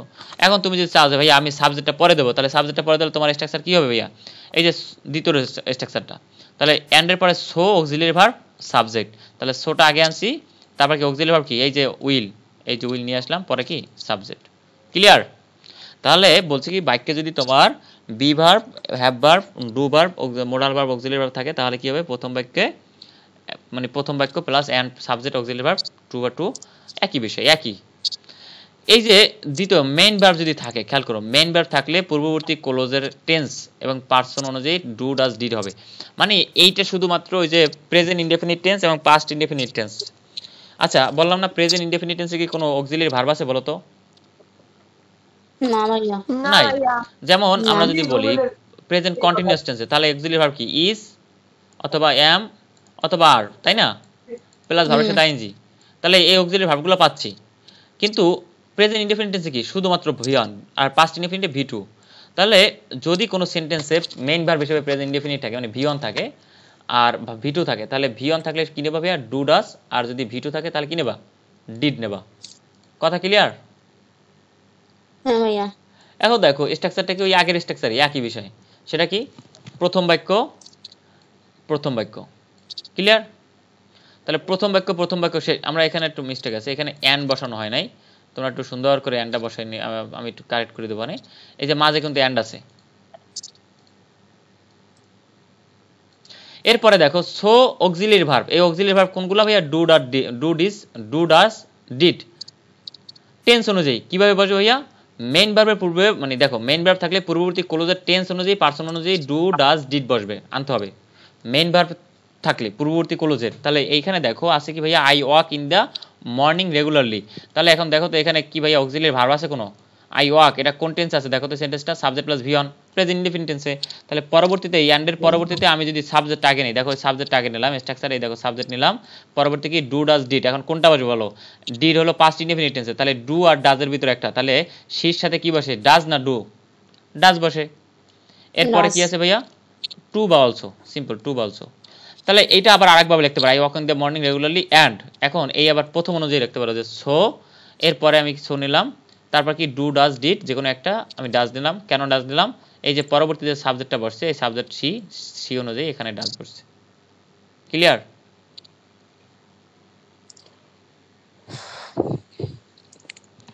এখন দেখো এটা অ্যাফার্মেটিভ চলে গেল। নেগেটিভ এগ্রিমেন্ট একই বিষয়, শুধুমাত্র অ্যাফার্মেটিভ এগ্রিমেন্টের মতোই নেগেটিভ এগ্রিমেন্টের অনুরূপ, তবে সেক্ষেত্রে শুধুমাত্র এইদার নেইদার নর। আগেরটা বসছে কি ভাইয়া বলো তো? অ্যাফার্মেটিভ বসছে কি কি? So অথবা true, also the true, also so too also. আর এইখানে বসবে কি ভাইয়া? এইদার, এখানে এ আই, ঠিক আছে, ই আই, এইদার অথবা নেইদার নর। তাহলে দেখো এখানে একই জিনিস, প্রথম বাক্য অনুযায়ী পরবর্তীতে কি বসছে? অ্যান্ড আছে, সবকটাই থাকবে। পরে তুমি যদি সাবজেক্ট আগে নাও, খেয়াল করো সাবজেক্টটা যদি আগে নাও, সাবজেক্ট আগে নিলে এটা যেহেতু নেগেটিভ, এটা কিন্তু অ্যাফার্মেটিভ না, এটা কি ভাইয়া? Negative agreement. তাহলে নেগেটিভ এগ্রিমেন্ট কি থাকবে? নট থাকবে। তাহলে এই পাশের যে প্রথম বাক্য, এটাও কি নেগেটিভ বাক্য থাকবে, তাই না? তাহলে এরপরে কি হবে? অক্সিলিয়ারি নট, মানে যে অক্সিলিয়ারি ভার্বটা এখানে থাকবে সেই অক্সিলিয়ারি ভার্বটা এবং নটটা। এরপরে কি ভাইয়া? এইদারটা। এখন তুমি যদি মনে করো যে ভাই প্রথম বাক্য অ্যান্ড এই পর্যন্ত সব ঠিক, আমি কি করবো ভাইয়া? নেইদার অথবা নর বসাবো। তাহলে প্রথমে আনতে হবে নেইদার অথবা নর, এরপরে অক্সিলিয়ারি ভার্ব, পরে সাবজেক্ট। এখন আমরা একটা এক্সাম্পল দেখি। শি ওয়াজ নট প্রেজেন্ট দেয়ার। বলো এটা কি নেগেটিভ সেন্টেন্স না অ্যাফার্মেটিভ সেন্টেন্স? নেগেটিভ। নেগেটিভ। তাহলে নেগেটিভ সেন্টেন্স কল নেগেটিভ, আমার কি করবো? Negative agreement. তাহলে নেগেটিভ পাইলাম আমি পর্যন্ত। তারপর দেখো তাহলে নেইদার অনুযায়ী, দেখো এই নেইদার বা নর যে কোনো একটা, তারপর এখানে নিচে কি? নেইদার বা নর যে কোনো একটা। তারপর কি? Auxiliary verb. এন্ড অক্সিলিয়ারি ভার্বটা, এই যে অক্সিলিয়ারি ভার্বটা ওয়াজ আনছি, কোথা থেকে আনছি ভাইয়া? এই সেন্টেন্সে দেখো শি ওয়াজ নট, তাহলে এটা কোন টেন্সে আছে? প্রেজেন্ট ইনডেফিনিট টেন্সে আছে, তাই না? তাহলে ওয়াজ নট, এই যে ওয়াজ পাচ্ছি, এখানে কিন্তু আমার ওয়াজ She বসাইতে was হচ্ছে। not present indefinite কেমনে ভাইয়া? Past indefinite না? পাস্ট ইনডেফিনিট, দুঃখিত, পাস্ট ইনডেফিনিট, থ্যাংক ইউ। তো দেখো স্লিপ অফ টার্ন, দেখো পাস্ট ইনডেফিনিট, তাহলে এই জায়গায় অক্সিলিয়ারি ভার্ব কি নিয়েছি ভাইয়া? ওয়াজ নিয়েছি, আর আইয়ের সাথে কিন্তু ওয়াজই বসে, তাই না? আর কি পরবর্তীতে কি আনছি ভাইয়া? পরবর্তীতে সাবজেক্টটা নিয়ে আসছি। এখন তুমি যদি মনে করো যে ভাইয়া না আমি সাবজেক্ট আগে বসাবো, তাহলে এইটা এই দ্বিতীয় রুলস অনুযায়ী যে she was not present there and আমি কি বললাম? আই নিলাম আগে, এই দেখো প্রথম রুলস অনুযায়ী যে সাবজেক্ট, পরবর্তী কি? Auxiliary verb. অক্সিলিয়ারি ভার্ব কি ভাইয়া? ওয়াজ নট আর এইদার। এখন একটা বিষয় বলি তোমাদেরকে, এই জায়গায় যে নেইদার এবং নর, তুমি যখন নেইদার অথবা নর ব্যবহার করবা তখন কিন্তু তুমি আর অজ নট, মানে নট যুক্ত করতে পারবে না, আর নেগেটিভ করতে পারবে না। এই নেইদার আর নর দুইটাই কিন্তু negative back, negative word. Negative. খেয়াল করো নেইদার এবং নর দুইটাই কিন্তু নেগেটিভ ওয়ার্ড, কিন্তু এইদার কিন্তু হলো অ্যাফার্মেটিভ ওয়ার্ড, ঠিক আছে? এই জন্য কি করতেছে ভাইয়া? এই যে ওয়াজ নট, এই ওয়াজ নট সম্পূর্ণই নিয়ে আসতেছে এখানে। কথা ক্লিয়ার? আমরা যদি দেখি আই ওয়ান্ট জয়েন দেয়ার, তাহলে দেখো এখানে আই ওয়ান্ট জয়েন দেয়ার, এটা সুন্দর করে দেখো নেগেটিভ আছে না? নেগেটিভ। তাহলে পরবর্তীতে আমি কি পাইয়া? দেখো সাবজেক্ট, এই দেখো সাবজেক্ট অনুযায়ী সাবজেক্ট নিলেও সি, পরবর্তী কি ভাইয়া? Auxiliary verb. তাহলে এই দেখো অক্সিলিয়ারি ভার্ব ওয়ান্ট, পরবর্তী কি ভাইয়া? এইদার। তাহলে এই ওয়ানটা মানে ওয়ান টিস আছে মানে উড নট, ঠিক আছে, মানে উইল নট। তাহলে এই যে উইল নটটা বসছে কারণ হলো এইদার একটা অ্যাফার্মেটিভ ওয়ার্ড। কিন্তু তুমি যদি মনে করো নেইদার অথবা নর বসাবো, তাহলে কি বসাতে হবে ভাইয়া? তোমার ওই যে অক্সিলারি ভার্বটা আছে সেই অক্সিলারি ভার্বের সাথে কি বসাতে পারবে না? বলো, কি বসাতে পারবে না বলো? অক্সিলারি না, এই যে অক্সিলারি ভার্বটা আছে তখন অক্সিলারি ভার্বের সাথে নট ব্যবহার করতে পারবে না। অর্থাৎ তুমি এই যে এই সেন্টেন্সটা তুমি এইভাবে লিখতে পারো যে নেইদার উইল শি। ক্লিয়ার? প্রথমে নেইদার, এই নেইদার, তারপর কি অক্সিলারি ভার্ব, এই যে অক্সিলারি ভার্ব, এই অক্সিলারি ভার্বটা কোনটা এখানে? উইল, ভাইয়া। ঠিক আছে। উইল নট লেখা, তাহলে উইল নট কি দিতে পারবো? কারণ না, এই নেইদার নিচে, এই জন্য নেগেটিভ করা ওরটা। আশা করি তোমরা বুঝতে পারছো এগুলো। তো এই হলো মানে সব বিষয় যদি বলি আমি অ্যাফার্মেটিভে যে কনজাংশনগুলো যুক্ত হবে সেটা হলো কি ভাইয়া? সো, টু, অলসো, আর নেগেটিভে কি হবে? নেইদার নর এইদার। আমরা জাস্ট এই জায়গায় তোমার কয়েকটা টিপস আছে দেখো। সো ব্যবহারের ক্ষেত্রে অক্সিলারি ভার্ব আগে বসে, তারপর কি সাবজেক্ট হয়। তুমি যদি মনে করো সো দিয়া, দেখো এখানে কিন্তু স্ট্রাকচার গুলো দেখো, আমরা যদি প্রত্যেকটা মানে অ্যাফার্মেটিভের কথা যদি বলি, অ্যাফার্মেটিভে দেখো প্রথমে যদি তুমি সো নাও, তাহলে কিন্তু প্রথমে সো নিলে সাবজেক্ট কিন্তু সো এর পরে যায়। আর সো যদি না নাও তাহলে কিন্তু সাবজেক্টটা প্রথমে চলে আসবে। অর্থাৎ এই তুমি টু বা অলসোর কথা যদি বলি, তাহলে দেখো অক্সিলারি ভার্ব তারপর কি সাবজেক্ট। সো ব্যবহার করতে টু বা অলসো ব্যবহার ক্ষেত্রে সাবজেক্ট আগে পরে অক্সিলারি ভার্ব। ক্লিয়ার? আর নেগেটিভ হলে এইদার বাক্যের শেষে বসে, আর নেগেটিভ হলে এইদার নেইদার বাক্যের শুরুতে বসে। মানে নেগেটিভ সেন্টেন্সে তুমি যদি এইদার যুক্ত করতে চাও তাহলে শুরু করতে হবে কি দিয়া? সাবজেক্ট দিয়া, তারপর অক্সিলারি ভার্ব, তারপর এইদার। আর নেগেটিভ হলে মানে নেইদার নট দিয়ে শুরু হলে পরবর্তীতে অক্সিলারি ভার্ব, পরে সাবজেক্ট। আমরা প্র্যাকটিস যদি দেখি, আমরা টোটাল এই তিনটা রুলস আমরা একটু একচলকে দেখি, আবার একটু রিকল করে দিই। দেখো সেটা কি ভাইয়া? প্রথম বাক্য অ্যান্ড, এগুলো সব কিন্তু প্রত্যেকটা জায়গায় সেম। কি বলছি ভাইয়া? প্রত্যেকটা জায়গায় সেম। তাহলে তুমি তুমি এই যে প্রথম বাক্য অ্যাফার্মেটিভ করতে গেলে হয় তুমি এই স্ট্রাকচার ফলো করবা, নয়তো এই স্ট্রাকচার ফলো করতে হবে। সেটা কোনটা? এই যে সো, অক্সিলারি ভার্ব, সাবজেক্ট। আবার যদি প্রথম বাক্য এটা হয় তাহলে এই একই বিষয়। দেখো এই যে সো পাচ্ছি, এই যে অক্সিলারি ভার্ব এখানে ডু ডাজ ডিড, তারপর কি সাবজেক্ট, একই সবই। তারপর দেখো আবার এটা কিন্তু একই, সাবজেক্ট অক্সিলারি ভার্ব টু বা টু। তার মানে এখানে আমি এই যে দ্বিতীয় নাম্বার এই অন টু দেখতে পাচ্ছ, এটা হলো মেইন ভার্ব যদি সেন্টেন্সে থাকে, অর্থাৎ মেইন ভার্ব বলতে কি প্রেজেন্ট ইনডেফিনিট টেন্স এবং পাস্ট ইনডেফিনিট টেন্স থাকে, তাহলে অক্সিলারি ভার্ব হিসেবে আমার এক্সট্রা আনতে হচ্ছে। সেগুলো কি কি ভাইয়া? Do does did. কিন্তু অন্যান্য ক্ষেত্রে কিন্তু আমার আনতে হচ্ছে না, যেমন পাস্ট ইনডেফিনিট, পাস্ট কন্টিনিউয়াস বলো, প্রেজেন্ট কন্টিনিউয়াস বলো, ওখানে কিন্তু আছে পাস্ট কন্টিনিউয়াস অক্সিলারি কি? অজওয়ার। প্রেজেন্ট কন্টিনিউয়াস অক্সিলারি কি? অ্যামিজার, তাই না? ফিউচার ইনডেফিনিট অক্সিলারি কি? উইল বা শ্যাল। আর নেগেটিভের ক্ষেত্রে যদি বলি একই বিষয়, দেখো সাবজেক্ট প্রথমে আসবে, তারপর কি অক্সিলারি ভার্ব, যে অক্সিলারি ভার্ব প্রথম বাক্য অনুযায়ী সব, এরপর কি নট প্লাস এইদার। কিন্তু তুমি যদি নেইদার অথবা নট আগে যুক্ত করো তাহলে অক্সিলারি ভার্বটা অ্যাফার্মেটিভ হিসেবে বসবে, কোনো নেগেটিভ করা যাবে না, পরে সাবজেক্ট বসবে। আমরা প্র্যাকটিস যদি দেখি ভাইয়া, প্র্যাকটিসটা একটু দেখো। I did not go to the party and neither dash she. দেখো সবই কিন্তু দেওয়া আছে, তাই না?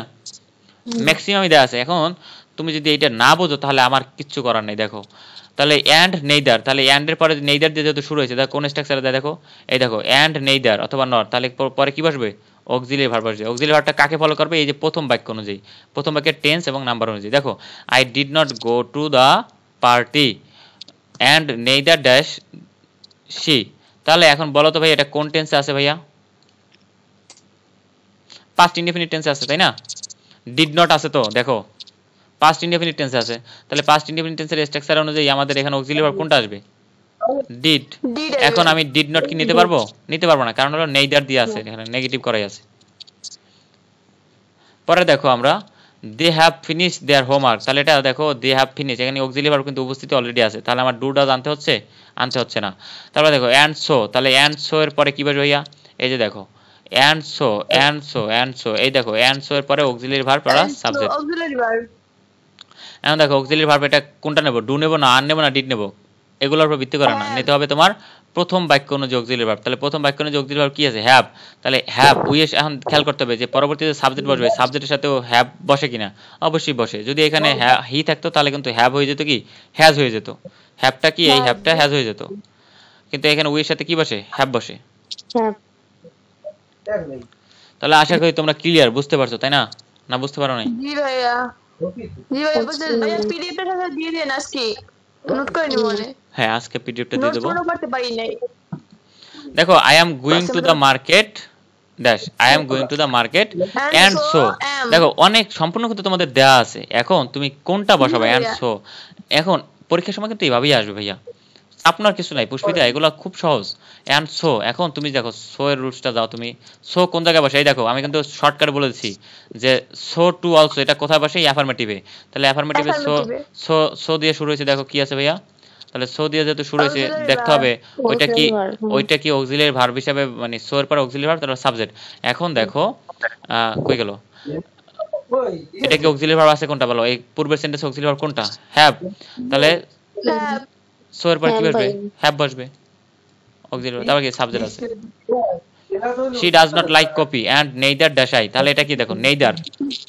শোনো, নেইদার টু ওয়াই। আমি তোমাদের একটা শর্টকাট বলি সিম্পলি, একটু খাতা কলম নাও সবাই।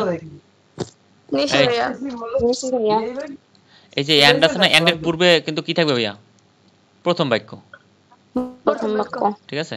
এর পরে যদি তুমি সো নাও অথবা নেইদার, নেইদার সো কিন্তু বসে কি অ্যাফার্মেটিভে, খেয়াল করো সো বসে কি অ্যাফার্মেটিভ সেন্টেন্সে, আমি শর্টকাট দিচ্ছি কিন্তু এখন। নেইদার অথবা নর, এইগুলো যদি থাকে তাহলে পরবর্তীতে কি আসবে? Auxiliary verb plus subject. খেয়াল করো, কিন্তু শুধুমাত্র এই নেইদার এবং এই যে নর, এন ও আর নর, নেইদার এবং নর যদি থাকে তাহলে কিন্তু অ্যাফার্মেটিভ সেন্টেন্স, এই যে অক্সিলিয়ারি ভার্বটা নেগেটিভ আসবে না। খেয়াল করো, এই পিছনের এইগুলো বসবে, এই যে অক্সিলিয়ারি ভার্বটা, এই যে অক্সিলিয়ারি ভার্বটা বসবে কাকে ফলো করে? এই পিছনের যে সেন্টেন্সটা, এই যে এন্ডের পূর্বে যে সেন্টেন্সটা থাকবে সেই সেন্টেন্সটার টেন্স অনুযায়ী এখানে কি বসবে? অক্সিলিয়ারি ভার্বটা। বুঝতে পারছো? কিন্তু নেইদার এবং নট থাকলে এই অক্সিলিয়ারি ভার্বটা নেগেটিভ কখনোই করতে পারবে না। তাহলে বলছে কি, এন্ডের পরে যদি সো বা নেইদার অথবা নট থাকে তাহলে পরবর্তীতে সহজে অক্সিলিয়ারি ভার্ব প্লাস সাবজেক্ট বসবে এই স্ট্রাকচারে। তাহলে এই নেইদার, তাহলে এই দেখো নেইদার আছে, সাবজেক্ট আছে, তাহলে মাঝে কি বসবে? শুধুমাত্র অক্সিলিয়ারি ভার্ব। তাহলে অক্সিলিয়ারি ভার্ব কাকে ফলো করবে? এই সেন্টেন্সে দেখো অক্সিলিয়ারি ভার্ব কি আছে? ডাজ নট আছে। খেয়াল করো ডাজ নট আছে। তাহলে আমি এই যে নেইদার থাকার কারণে আমি কি নট নিতে পারবো? পারবো না। খেয়াল করো, এখন আছে কি ডাজ, আমি ডাজ কে এখানে বসাইতে পারবো? দেখো তো আইর সাথে কি ডাজ বসে? ডু বসে। ওকে, ক্লিয়ার এইবার? হ্যাঁ জি ভাইয়া। এটা সহজ আছে না বেশি একটু বুঝাই দেওয়ার পরে? এখন শর্টকাটটা দুইটা রুলস বসে ভাই, এখন টোটাল অ্যাফার্মেটিভ নেগেটিভ দুইটা, অ্যাফার্মেটিভ নেগেটিভ দুইটা রুলস। এখন এন্ডের পরে যদি তুমি আরেকটা রুলস আমি দেখাচ্ছি, এন্ডের পরে মানে এন্ডের আগে কি থাকবে? প্রথম বাক্য। এরপরে তুমি যদি সাবজেক্ট দেখো, সাবজেক্ট যদি দেখো এরপরে কি আসবে ভাইয়া? Auxiliary verb. এরপরে কি বসবে ভাইয়া? টু অথবা সো, অলসো, অলসো অথবা এইদার। ক্লিয়ার? এই যে এইদারটা বসবে শুধুমাত্র নেগেটিভ সেন্টেন্সে, আর বাকি ক্ষেত্রে কি বসবে? টু অথবা অলসো বসবে অ্যাফার্মেটিভ সেন্টেন্সে। তাহলে টোটাল কিন্তু অ্যাফার্মেটিভ নেগেটিভ আমি কিন্তু কয়টা স্ট্রাকচারে নিয়ে আসছি এখন? কয়টা শর্টকাট এখন বলো, মনে থাকবে কিনা? দুইটা। তাহলে দেখো, আমি যদি দেখো এখন এইখানে আমি যদি দেখি নেইদার সাবজেক্টের কোথায় আছে, সাবজেক্ট দিয়ে আমি দেখাই একটা। সাবজেক্টের গুলো কই? সাবজেক্ট গুলো নাই।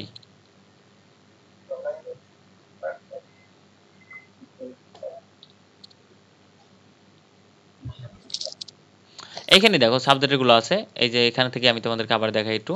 তাহলে এই যে সাবজেক্টের গুলো যদি দেখা থাকে, মানে উল্লেখ যদি থাকে, সাবজেক্ট এন্ডের পরে সাবজেক্ট উল্লেখ আছে, তাহলে সুন্দর করে কি করবো ভাইয়া? এই দেখো আই ডিড নট গো দেয়ার, এই যে এন্ডের পূর্বে প্রথম বাক্য, এটা কি প্রথম বাক্য, পরে এন্ড আছে। এখন এরপর দেখো সাবজেক্ট উল্লেখ করে দেওয়া আছে, তাহলে সাবজেক্ট যদি উল্লেখ করে দেওয়া থাকে তারপরে কি? এই যে দেখো সাবজেক্ট উল্লেখ করে দেওয়া থাকলে কি আসবে ভাইয়া? Auxiliary verb. পরবর্তীতে too also either, too also either. তাহলে আমি কখন টু নেব আর অলসো নেব, কখন নেব বলো তো? অ্যাফার্মেটিভে ওই যে অলসো অথবা টু, আর নেগেটিভে এইদার। তা দেখো এইখানে কিন্তু আমি ডিড নটটাই নিতে পারছি, আমি কিন্তু এখন নটটা কাটতে পারি না, কারণ এখানে এইদার, যদি নেইদার থাকতো তাহলে কিন্তু আমার এখানে ডিড নট নিতে পারতাম না। তাহলে এখানে কিন্তু অক্সিলিয়ারি ভার্বটা কোথা থেকে বসছে? এই জায়গা থেকে, এই বাম পাশের সেন্টেন্স থেকে। ঠিক আছে? পরবর্তীতে এইদার। এখন তুমি যদি মনে করো এন্ডের পরে নেইদার দেওয়া থাকে অথবা নট দেওয়া থাকে, তাহলে কি করো ভাইয়া? এই জায়গা থেকে অক্সিলারি নেবা, একই সেন্টেন্স অক্সিলারি নেবা, কিন্তু নট কি নিতে পারবা? পারবা না, কারণ নর বা নেদার আছে। তাহলে ডিড নিছে এখান থেকে, আর পরবর্তীতে সাবজেক্ট সি। ক্লিয়ার? বলো। জি ভাইয়া এবার সাবজেক্ট জি আচ্ছা, এই যে তিনটা ভাইয়া খুবই সহজ, কিন্তু এগুলা ভুল করবা। সাবজেক্টিভটা এই তিনটার ভিতরে একটু কঠিন। ভাই এগুলো আসে তো চট্টগ্রামে আসে এগুলো। চট্টগ্রাম, জিএসটি, রাবি, এখানে তোমরা প্রশ্ন পাবা এগুলা। আবার ওই যে এখন বলতে পারি এটা কুমিল্লারটা বলে নাই কেন ভাইয়া, কুমিল্লাটা গত বছর থেকে প্রশ্ন শুরু করছে। আমি কুমিল্লা, খুলনা প্রত্যেকটা জায়গায় এগুলো প্রশ্ন, এগুলো আসবে মানে আসবে, বুঝতে পারছো? যেটা হ্যাঁ ইম্পর্টেন্ট না এরকম সেটা তো দিবা। আসছে ভাইয়া, দেখছি আমি কতটা বইয়ের মধ্যে দেওয়া আছে। হ্যাঁ, এখন দেখো সাবজেক্টিভ মুড ভালো করে মুখস্থ রাখো। সাবজেক্টিভ মুডটা কিন্তু কঠিন, এর ভিতরে কঠিন বলতে কি সহজ, একটা রুলস, শুধুমাত্র একটা রুলস, কিন্তু কিছু শব্দ মুখস্থ রাখতে হবে। সাবজেক্টিভ মুড হলো এমন একটি ভার্ব মুড যা বাস্তবতা নয়, নিশ্চিত নয় এমন ঘটনা বা ইচ্ছা, প্রস্তাব, আদেশ, পরিকল্পনা ইত্যাদি প্রকাশ করে। কিছু নাউন অ্যাডজেক্টিভ ভার্বের সাথে দ্যাট ক্লোজ ব্যবহারের ফলে সাবজেক্টিভ মুড গঠিত হয়। কি বলছি ভাইয়া, এই যে বিষয়টা দেখো, নাউন অ্যাডজেক্টিভ ভার্বের সাথে দ্যাট ক্লোজ মানে কি, দ্যাটের পর সাবজেক্ট ভার্ব থাকবে বা ভার্ব থাকবে, মানে মেইন তো ক্লোজ মানে কি, যেখানে ফাইনাইট ভার্ব থাকবে, তাই না? তাহলে দ্যাট ক্লোজ ব্যবহারের ফলে সাবজেক্টিভ মুড গঠিত হয়। সেই কিছু নাউন এবং অ্যাডজেক্টিভ গুলো, মানে অ্যাডজেক্টিভ ভার্ব গুলো কি কি সেগুলো জানতে হবে না ভাইয়া? অবশ্যই জানতে হবে। জি ভাইয়া সাবজেক্টিভ মুডের তিনটা উদ্দেশ্য এখানে দেওয়া আছে। টু ওয়ান্ট সামথিং মানে চাই সামথিং, কিছু মানে কিছু চাওয়া। The possibility of something being reveal মানে কোনো সম্ভাবনা প্রকাশ করে। টু ইমাজিন সামথিং, এগুলো মুখস্থ করার কিচ্ছু দরকার নেই, জাস্ট এটাকে যে বিষয়গুলো মুখস্থ রাখতে হবে সেটা হলো এই যে দেখো যে ওয়ার্ডগুলো, এই ওয়ার্ডগুলো আমি স্ট্রাকচারে আসতেছি, স্ট্রাকচারে আসার আগে কিন্তু আমার এগুলো বুঝাইতে হবে। প্রপোজ, কি বলছি ভাইয়া? প্রপোজ বাংলা অর্থ সহ দিয়ে দিছি।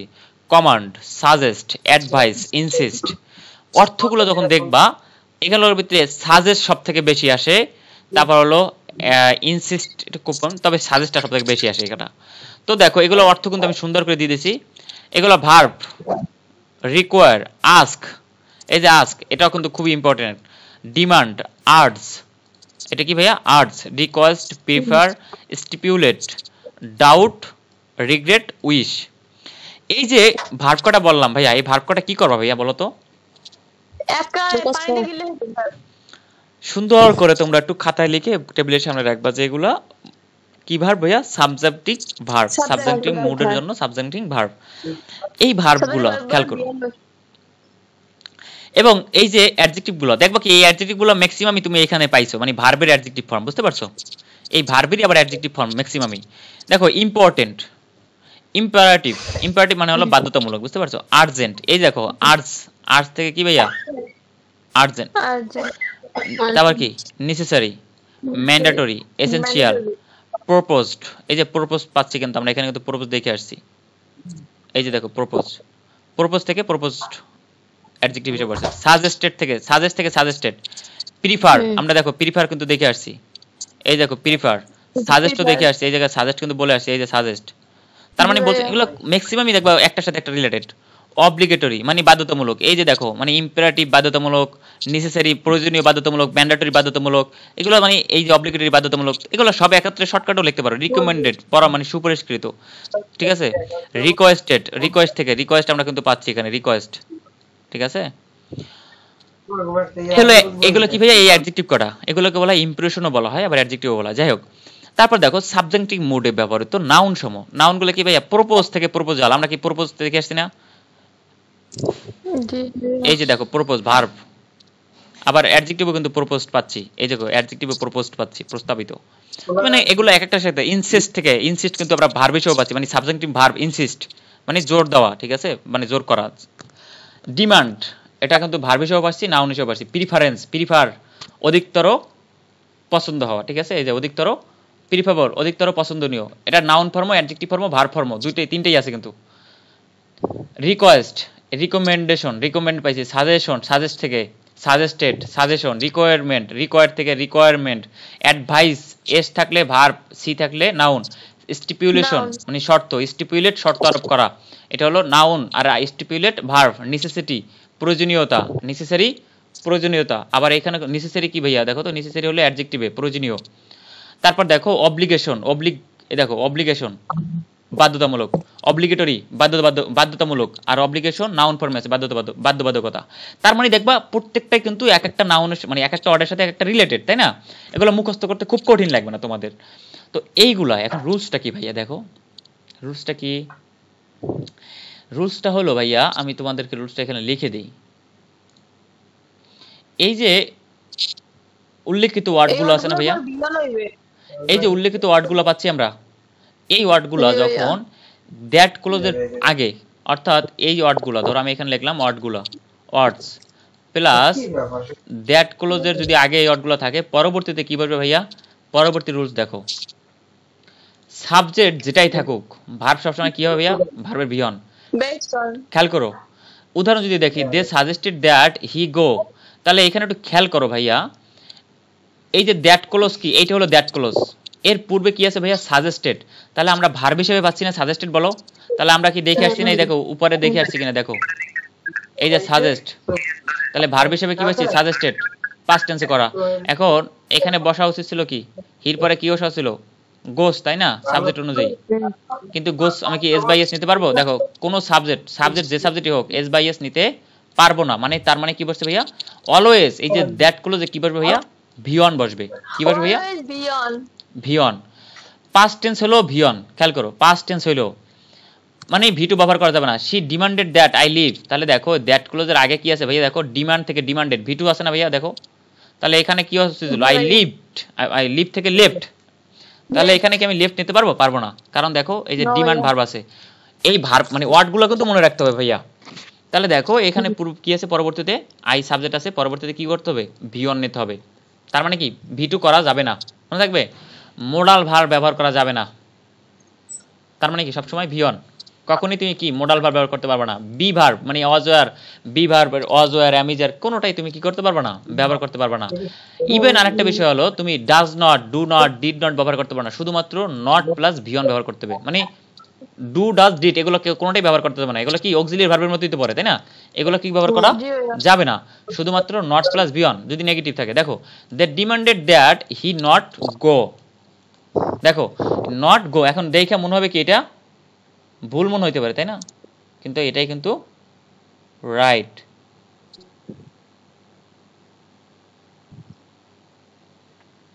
পরে দেখো ইট ইজ এসেনশিয়াল, তাহলে ডিমান্ড পাচ্ছি আমরা, ইট ইজ এসেনশিয়াল, এটা কি প্রয়োজনীয়, তাহলে এই যে এসেনশিয়াল পাচ্ছি। তারপর কি দেখো দ্যাট ক্লোজ আছে, দ্যাট ক্লোজে দেখো শি, এইখানে শির পরে কি বসার কথা ছিল ভাইয়া? ইজ, কিন্তু ইজ কি বসছে না, ইজের মেইন ফর্ম বসছে কি? বলছে কি am is are was were, যেটাই বসার কথা যেখানে, ওটা না বসে কি বসাবো? সরাসরি বি বসাবো। তার মানে কি ভাইয়া? তার মানে হলো ভাইয়া দুইটা জিনিস মাথায় রাখবা, যে সাবজেক্টিভ মুডে সব সময় কি বসবে ভাইয়া? ভি1 বসবে, আর নেগেটিভ থাকলে শুধুমাত্র not plus V1, not plus V1. Clear? আচ্ছা, আরেকটা রুলস আছে, সেটা কি ভাইয়া? দ্যাট ক্লোজ যখন প্যাসিভ ভয়েসে থাকে, এটা একটু এক্সট্রা, তোমাদের আসার পসিবিলিটি খুব কম, তারপর দিয়ে দিলাম। দ্যাট ক্লোজ যখন প্যাসিভ ভার্বে থাকবে তখন কি করে? প্যাসিভ মানে কি? সাবজেক্টটা মানে দেখো এখানে বলছে কি he insisted that we be careful, তাহলে এখানে সাবজেক্ট কি? উই আছে না ভাইয়া? তার মানে কি এটা কি অ্যাক্টিভ সেন্টেন্স না? উই মানে কি আমরা, তার মানে কি আমরা কিছু করতে পারি, এটা কি সাবজেক্ট হিসেবে ব্যক্তিবাচক আছে, তার মানে কি এটা অ্যাক্টিভ আছে, অ্যাক্টিভ ভয়েসে। বাট দেখো তো এখানে স্মোকিং হলো কি? ধূমপান কি ভাইয়া ব্যক্তিবাচক? মানে ধূমপান নিজে কি ধূমপান করে ভাইয়া, বা ছাড়তে পারে ধূমপান? এটা কি প্যাসিভ মুডে আছে। এটা কিভাবে বুঝবা ভাইয়া? সাবজেক্টের দিকে একটু খেয়াল করলে বুঝতে পারবা। তো দেখো দ্যাট ক্লোজে ভার্বটি যদি প্যাসিভ ভয়েসে থাকে তাহলে স্ট্রাকচার হবে কি ভাইয়া? আমাদের স্ট্রাকচার অনুযায়ী কি বসানো? যেমন প্যাসিভ মুডে যদি থাকে এখানে স্মোকিং ইজ গিভেন আপ, তাহলে এখানে কিন্তু বসার কথা ছিল কি? ইজ, কিন্তু আমি ইজ কি বসাইতে পারবো না। তাহলে এই যে আমি আর ওয়াজের পরিবর্তে আমি সবসময় কি বসাবো ভাইয়া? বি প্লাস পরবর্তীতে কি? ভার্বের ভি3, বি প্লাস ভার্বের ভি3। ক্লিয়ার? কোনো অক্সিলিয়ারি ভার্ব বসবে না। যেমন দেখো ডাক্তার সাজেস্টেড দ্যাট, তাহলে সাজেস্ট পাচ্ছি ভাইয়া? পাচ্ছি। দ্যাট ক্লোজে কি বসছে? সাবজেক্ট দেখো এই স্মোকিং, তাহলে এর পরবর্তীতে দেখো এটা কি বসছে ভাইয়া? বি, এই যে বি পাচ্ছি, পরবর্তীতে কি ভাইয়া? ভি3, গিভেন, গিভেন। ক্লিয়ার? আমরা এখন এক্সাম্পল দেখি, তাহলে আরো ক্লিয়ার হয়ে যাবে। দেখো তো ভাইয়া কয় মিনিট আছে? দেখো তো ভাইয়া। আচ্ছা হয়ে যাবে ইনশাল্লাহ। দেখো ইট ইজ এসেনশিয়াল দ্যাট, ভালো কথা, এসেনশিয়াল দ্যাট এইখানে আমরা কি পাচ্ছি ওটা দেখো তো ভাইয়া সাবজেক্টিভ এসেনশিয়াল এই যে মানে এসেনশিয়ালটা পাচ্ছি সাবজেক্টিং বুঝবো কিভাবে দেখো এসেনশিয়াল ওয়ার্ডটা পাচ্ছি আমাদের উল্লেখিত যে ওয়ার্ড তোমাদের যে ওয়ার্ডগুলো বলছি জি ভাইয়া পাচ্ছি তাহলে যেহেতু পাচ্ছি পরবর্তীতে কি ক্লোজ পাচ্ছ ভাইয়া দ্যাট ক্লোজ পাচ্ছ দ্যাট ক্লোজ এখন আমি যদি এখানে এসেনশিয়াল বাদ দিয়া যদি বললাম আমি জাস্ট ইট ইজ ইজি লিখলাম সাপোজ এখন এই রুলস কি খাটবে ভাইয়া আমি আচ্ছা এই ইজিটটা পরে আসি আমি জাস্ট এটা বুঝাই দিই আপাতত আগে ইট ইজ এসেনশিয়াল দ্যাট তাহলে এই দেখো এসেনশিয়াল পাচ্ছি তার মানে কি এটা সাবজেক্টিভ মুডের অ্যাডজেক্টিভ পাচ্ছি আমরা তাহলে দ্যাট এভরি মেম্বার তাহলে এটা সাবজেক্টটা কি এভরি মেম্বার এটা কি একটা সিঙ্গুলার না পরবর্তীতে কি বসার কথা ছিল ভার্বের সাথে এস বাই এন এস তাই না কিন্তু আমরা কি বসাবো হয় অলওয়েজ ভি অন আর নেগেটিভ থাকলে নট প্লাস ভি অন আর একটা কি ভাইয়া বি প্লাস V3 এই তিনটা স্ট্রাকচার শর্টকাট একবার সহজ এখানে তিনটা জিনিস সব শর্টকাট লিখে রাখো এই যে সাবজেক্ট মুডে সব সময় বসবে কি ভি অন যদি নেগেটিভ থাকে নট প্লাস ভি অন আর যদি প্যাসিভ ভয়েসে থাকে বি প্লাস ভি3 তাহলে দেখো এখানে অ্যাটেন্ডস এস যুক্ত আছে বসবে না অ্যাটেন্ডেড ভি2 আছে বসবে না টু অ্যাটেন্ড ইনফিনিটিভ কখনোই বসবে না রাইট কি V one they insisted that তাহলে ইনসিস্ট ভার্ব পাচ্ছি আমরা সাবজেক্টিভ ভার্ব পাচ্ছি দ্যাট পাচ্ছি দা ইস্যু এখন এই যে ভার্বটা বসবে ভার্বটা কি ভাইয়া এই তিনটার মধ্যে একটা এখন দেখো তো তিনটার মধ্যে একটা দেখো ইজ দিয়ে শুরু করছে বসবে না ওয়াজ দিয়ে শুরু করছে বসবে না টু রিজলভ বসবে না ইনফিনিটিভ কখনো না বি রিজলভড এই যে বললাম প্যাসিভ মুডে দা ইস্যু মানে ইস্যু কি একটা ধরো সমস্যা বলতে পারো সমস্যা তো নিজে নিজে সলভ হতে পারে না পারে তৈরি হয় না অন্যদের ক্রিয়েট হয় ঠিক আছে এটাই এখন আমি জাস্ট এইটা উদাহরণ দিয়েছিলাম যে ইট ইজ ইজি তাহলে এখানে যদি একটা ইজি লেখা থাকতো এসেনশিয়ালের পরিবর্তে তাহলে কি এভরি মেম্বারস এখানে আমি কি অ্যাটেন্ড নিতাম ভাইয়া নিতাম না তখন কি ভাই অ্যাটেন্ড এর যুক্ত হইতো এস বাই এস ক্লিয়ার তখন কিন্তু আমরা যে নরমাল যে আমাদের এটা কিন্তু ভাইয়া এটাকে কি বলে মানে অসম্ভবকে সম্ভব করাই হলো যেমন অনন্ত জলিলের কাজ ঠিক তেমনি অসম্ভবকে সম্ভব করাই সাবজেক্টিভ মুডের কাজ সাবজেক্টিভের কাজ কথা ক্লিয়ার জি এবার আমরা আসি ভাইয়া হি সাজেস্টেড দ্যাট তাহলে হি সাজেস্টেড পাইছি ইট ইজ নেসেসারি পাইছি দা কমিটি ডিমান্ডস দেখো ওয়ার্ডগুলো দেখো সব কিন্তু uncommon the it is urgent তাহলে দ্যাট উই এখানে কি বলবো ভাইয়া কি বসবে না ভাইয়া ভি2 বসবে না মোডাল ভার্ব তো বসবেই না কলিং তাহলে বসবে কি ভাইয়া জাস্ট কি কি বসবে না ও বাদ কি কি বসবে না ওগুলা বাদ বসবে কি সেটা মনে রাখো সেটা কি v1 not plus v1 not plus v1 v plus v3 আর এই যে অ্যামিজারের পরিবর্তে সবসময় কি b বসবে ঠিক আছে b তাহলে এটা তো এটা আপাতত রাখতে পারবে তাহলে এই চারটা জিনিস মাথায় রাখবা যে অ্যামিজার যেখানে বসার কথা সেখানে আমি অ্যামিজার না বসাইয়া সেখানে b বসাই দেব আর এই b কিন্তু এক প্রকার v1 মনে থাকবে ইট ইজ আর্জেন্ট দ্যাট এটা আমাকে একটু মানসুরা বলো ইট is urgent that we dash এটা বলো আমাকে কোনটা হবে মেক হবে ভাইয়া মেক হবে এক্স্যাক্টলি আচ্ছা এইটা আমাকে বলো পুষ্পিতা বলো এটা